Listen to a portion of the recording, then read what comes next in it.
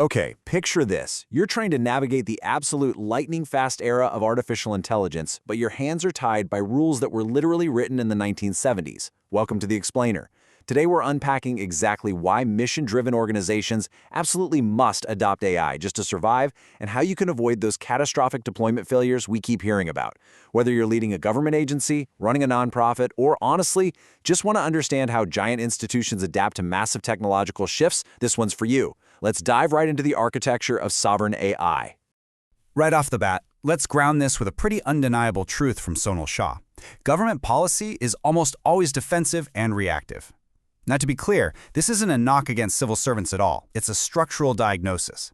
Governments and nonprofits are quite literally engineered to be defensive. They have incredibly strict fiduciary duties to taxpayers and donors, plus they face relentless public scrutiny. So this risk aversion, it's baked right into their DNA, from procurement mandates to board governance. The absolutely crucial takeaway here is that this defensive immune system isn't a bug in the software. It is the actual product.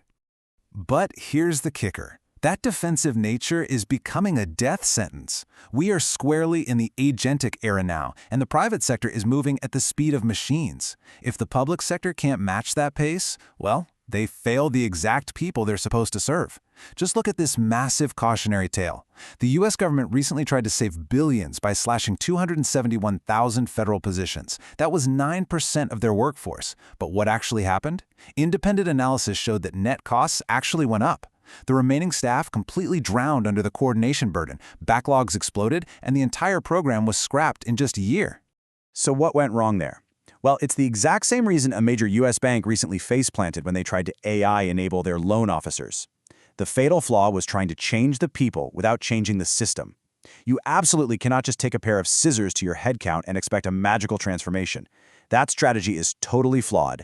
The only correct way forward is to redesign the gears entirely. You have to build an AI-native alternative from the ground up, and then you migrate over to it. All right, here's our roadmap for today's explainer. 1. Why government is different. 2. The citizen forcing function. 3. The sovereignty imperative. 4. The sovereign stack playbook. And 5. Adapting for nonprofits. Let's get right to it. Section 1. Why government is different. Transforming the public sector means throwing out the traditional private sector playbook because of these 5 massive structural differences. First, the immune system is literally codified into law through civil service protections. Second, citizens are captive customers, right? We can't just take our tax dollars to a competitor. Third, compliance isn't some roadblock getting in the way of the work. Compliance is the work. Fourth, the procurement process takes 18 agonizing months. And finally, every single entity is stuck operating in edge mode, trapped in this giant web of bureaucratic defense. Which brings us perfectly to Section 2, the citizen forcing function.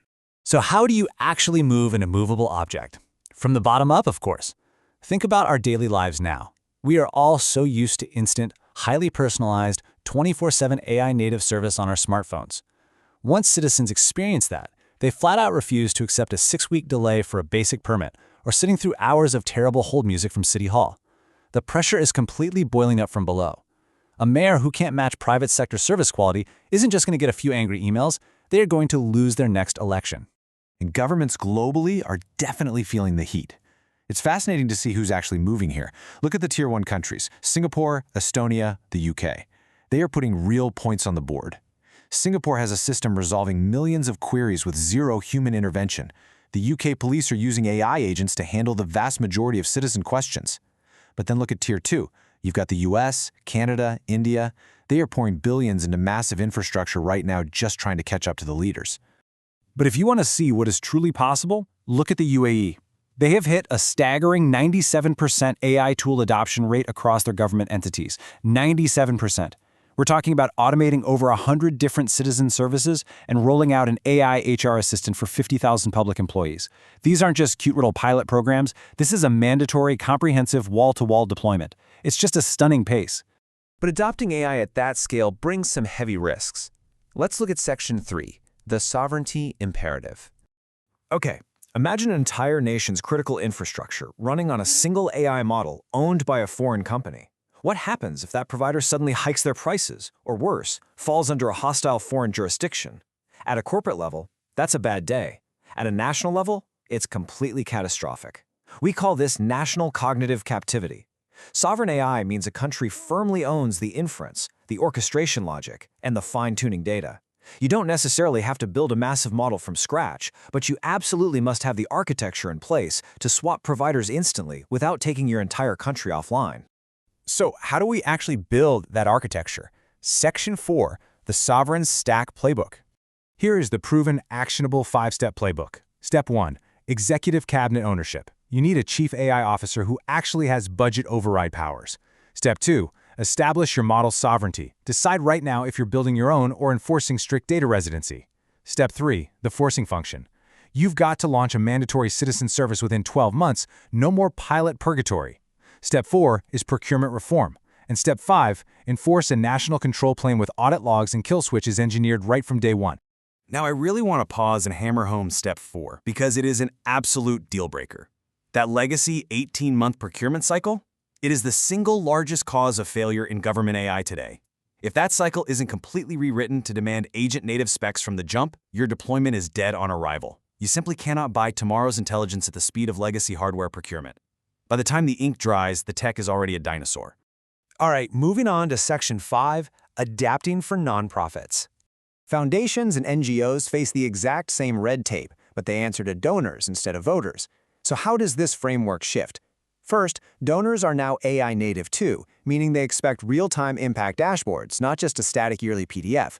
Second, since most nonprofits don't have the budget of a sovereign nation, they have to rely on shared infrastructure governed essentially as cooperatives. And third, and most importantly, protecting the integrity of the mission becomes a totally non-negotiable binding constraint. And why is that integrity so crucial? It comes down to what we call the fiduciary wedge. Look at the stark difference in stakes here. If an AI agent screws up a government building permit, it's a political incident, it's an embarrassing headline. But if an AI agent makes a wrong decision in a nonprofit's healthcare distribution or refugee delivery, that is a profound moral incident. Human lives are quite literally on the line. That's why mission-aligned model audits and strict human-in-the-loop escalation paths aren't just nice-to-haves for nonprofits, they are absolute imperatives. As we wrap this up, I want to leave you with one incredibly vital question to test the true resilience of your strategy. If your primary AI model provider doubled their prices, changed their terms of service, or fell under a foreign jurisdiction tomorrow, what exactly happens to the vulnerable populations you serve? Redesigning your workflows for the agentic era isn't just an IT upgrade, folks. It is the ultimate test of your institution's survival. Thanks so much for joining me on this explainer, and I highly encourage you to take these insights back to your teams today.